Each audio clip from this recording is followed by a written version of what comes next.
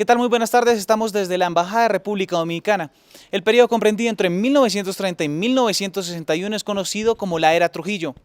Hoy, 5 estudiantes de Comunicación Social de la Pontificia Universidad Javeriana respondemos la pregunta: ¿por qué esta era fue descarada, exitosa y brutal?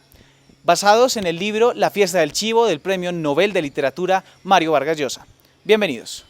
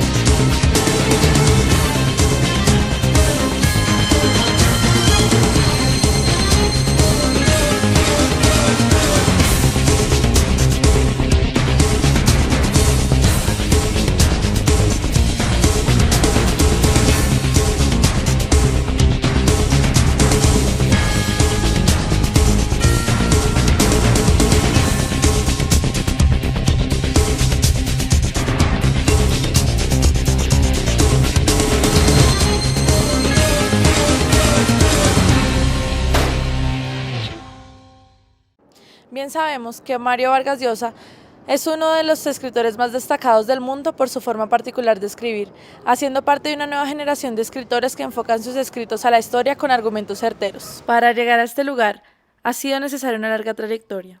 Vargas Llosa, desde muy joven a la edad de 19 años, comienza sus primeros trabajos en la literatura escribiendo para varios medios periodísticos en Lima, hasta que tiempo después logra ser contratado oficialmente en la Radio Panamericana, donde empezó a tomar de forma más seria su carrera como literato con sus primeros relatos. En cuanto a su crecimiento como autor literario y su inquietud por las problemáticas políticas de su país y del mundo, se ve la necesidad de escribir obras como La Guerra del Fin del Mundo, Historia de Maita, Lituma en los Andes y La Fiesta del Chivo. El 7 de octubre del 2010 fue reconocido por el premio más importante que él como literato pudiera tener en el mundo, el Premio Nobel a la Literatura, donde lo aceptó con un gran discurso llamado El Elogio a la Literatura y la Ficción. Su trayectoria profesional ha sido tan importante que en 2011 surge la Cátedra Vargas Llosa, con el fin de fomentar los estudios de la literatura contemporánea y difundir las obras de este Nobel. Finalmente, contamos con la gran fortuna de tener la presencia de este gran escritor en la Feria del Libro, donde pudimos hacer una breve nota sobre esta grata experiencia. ¿Qué tal? Muy buenas tardes. Hoy es miércoles 30 de abril de 2014. Nos hemos trasladado aquí a Corferias. Se está desarrollando, por supuesto, como ustedes saben, la Feria del Libro, la feria número 27. Hoy ha venido aquí Mario Vargas Llosa a la segunda feria más importante a nivel iberoamericano. Hemos intentado conseguir una entrevista con el Premio Nobel, pero ha sido imposible. Hemos hablado con su jefe de prensa y con sus secretarias, pero el Premio Nobel maneja una agenda muy ocupada, ha sido imposible conseguir una entrevista con él. De todas maneras, alcanzamos a entrar dentro de los 200, a los cuales Mario Vargas firmó un autógrafo para sus libros. Alcanzamos a entrar y nos firmó el libro en el cual basamos esta investigación, La Fiesta del Chivo. De todas maneras, estamos muy pendientes a ver si nos puede sacar un tiempo dentro de su agenda. Mario Vargas Llosa, reconocido por sus ensayos, novelas y escritos, ya ha dejado un gran legado al mundo, pudiéndose decir que si dejara de escribir, además de un vacío, dejaría una gran riqueza literaria. Mario Vargas Llosa siempre se ha caracterizado, como ya lo hemos mencionado anteriormente, por su particular forma de escritura y su gran influencia en la política. Y es en su libro La Fiesta del Chivo donde se refleja su línea de escritura en su forma más explícita. Y para mí fue fascinante, realmente fascinante, escuchar las anécdotas que contaban los dominicanos. Casi todos, era imposible que no hablaran de alguna manera de los 31 años de Trujillo, y todos tenían alguna anécdota que contar. Esta novela, que está llena de emoción, historia y arte, nos da un abrebocas de lo que fue la era de Trujillo desde 3 perspectivas: la de Uraña Cabral, el último día de Trujillo y los asesinos de este mismo.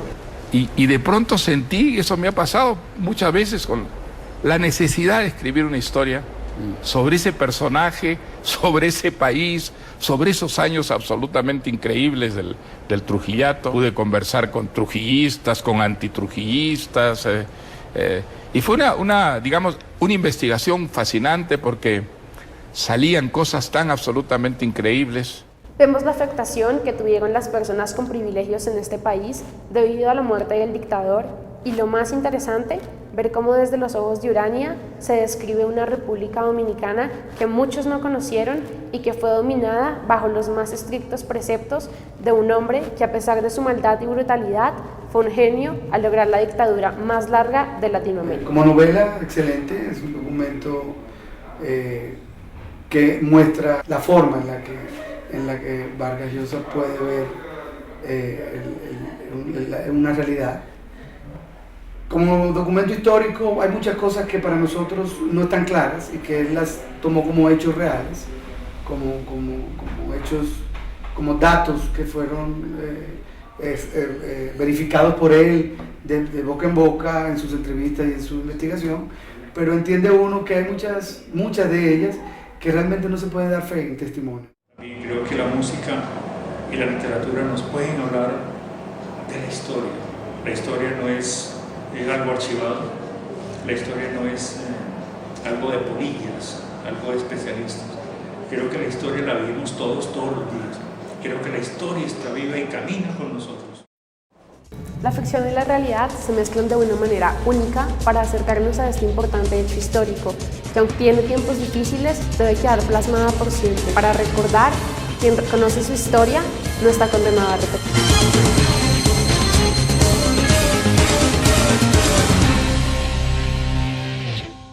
Preguntamos a nuestros expertos si se podía considerar esta era como una era brutal. Todos unánimemente respondieron que sí. ¿Pero por qué esta era fue brutal? Aquí están las respuestas. En 1907, a la edad de 16 años, él entra a trabajar como telegrafista en el telégrafo. Allí trabaja por 3 años y desde allí, cuando sale de ahí, comienza a participar en una banda delictiva que se llamaba La 42, que hacían cuatrerismo, asaltos, violaciones, una serie de actividades que pudieron ir perfilando el carácter de este ególatra. Pero logró escalar, ascender a posiciones dentro del ejército que le dieron mucho poder. O sea, de segundo teniente pasa a capitán sin haber pasado por primer teniente, cosa que en el cuerpo castrense esas cosas no sucedían. Hay muchos rasgos de xenofobia, muchos rasgos de racismo, porque en su historia aparece algo que él negó o quiso negar, que era que su abuela era de origen haitiano. Los Chevalier eran de origen haitiano. Se dice que él renegaba de su color oscuro y que trataba con fórmulas de la época de blanquear su tez. Él comenzó a sembrar con su poder instintos dentro de la sociedad racista. Una dictadura, y quizás la más cruenta, la más difícil de toda Latinoamérica. Además porque esta dictadura coincide con muchas dictaduras de América Latina. Una de las masacres más grandes que ha habido en la historia de los pueblos latinoamericanos la generó este personaje, Rafael Trujillo. Hubo una masacre del Perejil, que algunos recuentos históricos hablan de 5.000 haitianos, otros hablan de más de 20.000 haitianos. Se le pedía a la futura víctima que dijera en español el nombre de la planta, perejil. Y como había una diferencia entre la pronunciación española y la pronunciación francesa, entonces ahí descubrí si era dominicano o si era haitiano. Yo sabía qué tipo de migrantes aceptaba. Pues una cosa es permitir que un judío de Nueva York llegue, traiga capitales, etcétera, etcétera, con el apoyo de los neoyorquinos, y otra cosa es permitir que el país se llene de haitianos y que le estén, digamos así, quitando la capacidad de tener puestos a los mismos dominicanos. El elemento de coerción, el elemento de constreñimiento va asociado a condiciones de agresión. Y ahí se identifican dos tipos de agresión hostil y agresión instrumental. La agresión instrumental es aquella que se desarrolla, se hace el acto de agresión, pero el fin en sí mismo no es agredir a esas personas, sino con esa agresión mandar un mensaje que le permita llegar a un fin diferente a la agresión. O la agresión hostil, que es en sí mismo la agresión dirigida hacia las personas específicas que normalmente van en contra de sus propuestas y que son de alguna manera una amenaza, y sí está dirigida a la eliminación de esas personas. El servicio de inteligencia que él creó, la CIM, también se valía de extorsión, se valía de persecución, tortura. O sea, de alguna manera él basó su régimen en ese oscurantismo manejado por el servicio de inteligencia. Las Fuerzas Armadas se convierten en un aparato para defender la Constitución, sino para defender al presidente. Entonces hay ahí ya también un régimen que se expresa en el terror, como sucedió durante los muertos políticos, que cuentan 50.000 víctimas durante ese periodo de Trujillo en República Dominicana. Realmente lo que hizo fue abusar permanentemente de los derechos humanos y de toda la anarquía que generó durante su gobierno. Mira lo gracioso, ¿no? Para determinar quién debía ser asesinado. ¿Quién debía ser asesinado? ¿Quién debía ser asesinado?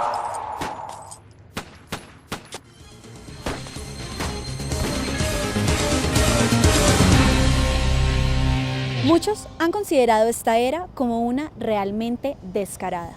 Al hablar con nuestros expertos, ellos no solo estuvieron de acuerdo, sino que además en su manera de hablar se denotó una importante indignación. Veamos qué fue lo que ellos nos dijeron. Que la corrupción logra, desde el poder, puede acometer ciertas cosas que se catalogan como descaro. Básicamente, poco a poco, él fue adquiriendo toda la industria nacional y comprándola para sí. Descarada porque era la luz de todos, ¿sí? O sea, además de que al interior nadie podía oponerse, porque tenía los medios de comunicación, tenía la iglesia a su mando, tenía los intelectuales que alababan a Trujillo. Había un letrero en Santo Domingo que decía Dios y Trujillo. A partir de ahí uno puede sospechar cualquier tipo de arbitrariedad. Existía una cartilla que era distribuida entre los niños, entre la infancia. Una cartilla que los educaba en la obediencia y en la admiración, en el culto a la personalidad de Trujillo. Descarada hasta cierto punto, tanto que el descaro se convirtió en su gran fracaso, ¿no?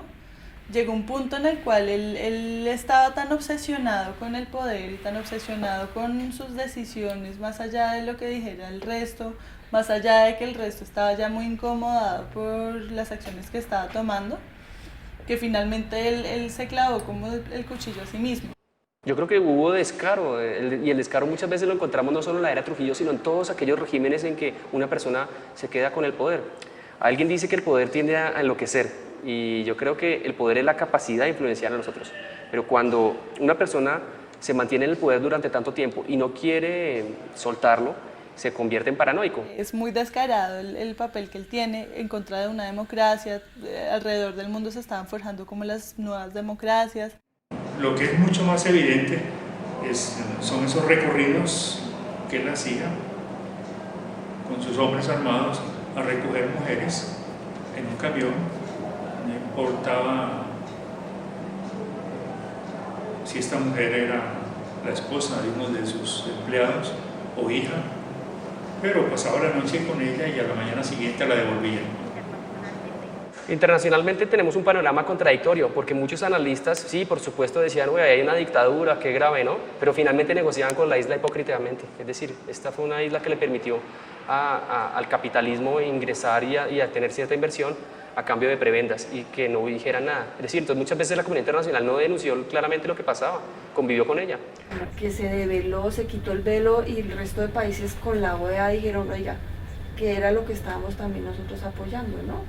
Eso es más o menos como lo que sucede internacionalmente, que ya dijeron como que la dejamos ir demasiado lejos, como que nosotros mismos fuimos artífices de algo que todo el mundo sabía que era voces, pero que la llevamos a que hiciera el atentado contra el presidente venezolano, que ya fue algo que dijeron, oiga, no, esto hay que parar.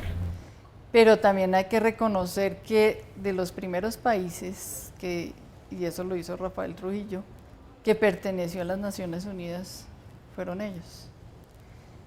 Tuvo unos aspectos muy negativos, por supuesto, todo lo que hizo fue muy negativo, pero finalmente en las relaciones internacionales como las Naciones Unidas pues se hizo conocer. Y lo comparamos con todo respeto nomás con su vecino, con Haití, es decir, los dominicanos hoy son un país que ha logrado progresar y que justamente entonces esa era descarada de Trujillo, pues estamos esperando que quede archivada en los libros de historia, pero para poder aprender de la historia, no para olvidarla. Pero para poder aprender de la historia, no para olvidarla.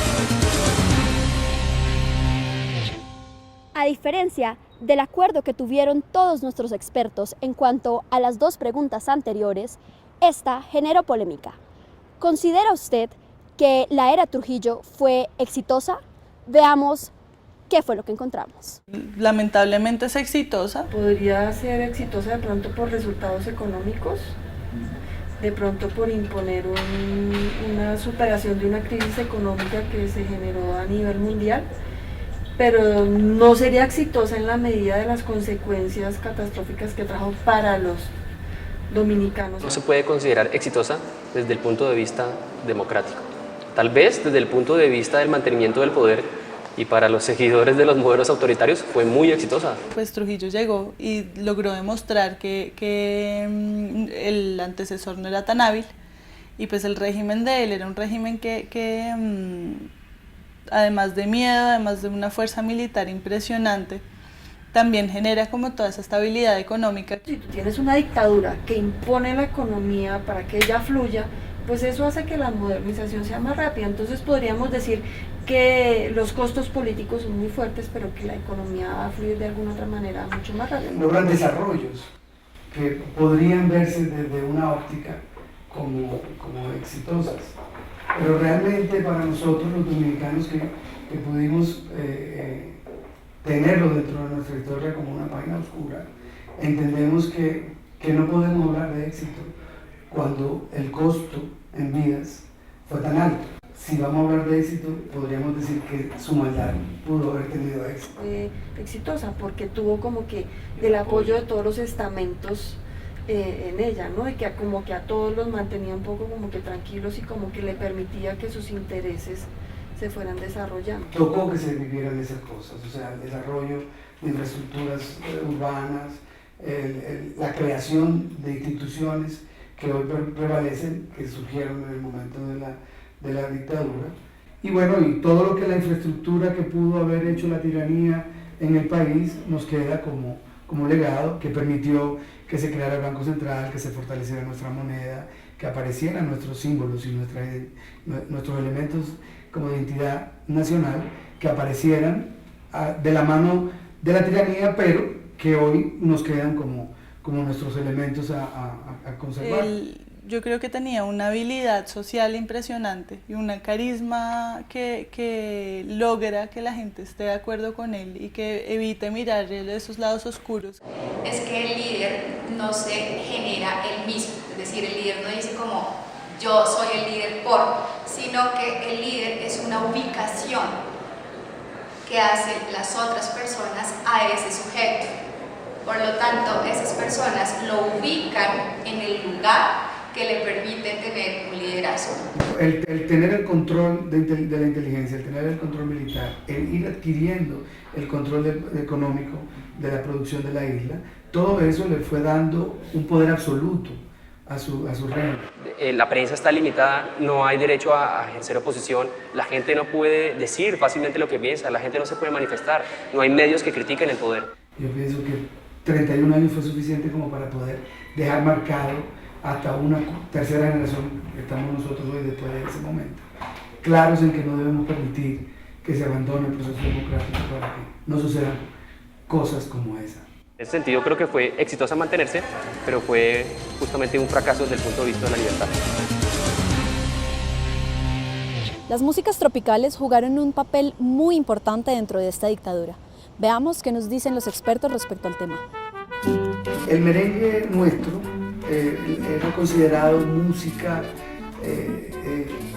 del pueblo en nuestras élites. Y el merengue no era escuchado en los salones de fiesta de la élite dominicana. Trujillo pudo haber hecho eso, impuso que el merengue dominicano se escuchara en los salones de la élite, con nuevas letras, nuevas composiciones, en nuevas condiciones, pero los historiadores nuestros lo ven como un castigo a la élite. Las expresiones artísticas tienen algo que no tienen otro tipo de instrumentos utilizados en la dictadura, y es que la expresión artística, la que sea, música, artes plásticas, teatro, danza, cualquier condición de expresión artística, toca algo en el sujeto. Bueno, creo que la música cala, por supuesto, en el gusto popular. Inicialmente, las expresiones artísticas se consideraban estéticas porque precisamente hacían sentir a las personas cosas que no lo hacía sentir nada más. Entonces, la estética toca puntos que la persona no sabe que le tocan y de manera indirecta se hace. Y que fuera de eso trató de modelar la cultura a su favor. Para la gente que, por ejemplo, nos gusta la música, nosotros recordamos como, por ejemplo, solo la música merengue era bien vista por los estamentos culturales. Cuando tú vas a ver una obra o cuando escuchas música, la respuesta no es una respuesta pensada. Tú no puedes decir, quiero sentir emoción con tal canción, se siente y ya está. Una forma de distraer también y de convertir en carnavalesco toda una época, ¿no? No es en sí mismo la función de la música, pero sí creo que hay un manejo de lo que es la música en este momento. Si el mensaje estaba y la persona sabía que el mensaje estaba y la persona sentía que el control lo tenía, porque creía que de manera autónoma estaba decidiendo cosas con relación a esa expresión artística, pero realmente no estaba, y ahí es donde está el juego del poder y de la economía, y es mostrarse como inexistente y mostrar la libertad y la voluntad del sujeto cuando realmente lo que hace es vincular ese tipo de expresiones para que el sujeto se conecte sin saber que se está conectando y se mantenga. Pero también el pueblo logra manifestar de alguna manera sus inconformidades a través de la expresión del cuerpo, ¿no? La fuerza y la exuberancia, la sensualidad que se puede expresar a través del merengue, ¿no? Y de la música del Caribe. Aquí manda usted, por su culpa y brillo, yo le tengo fe.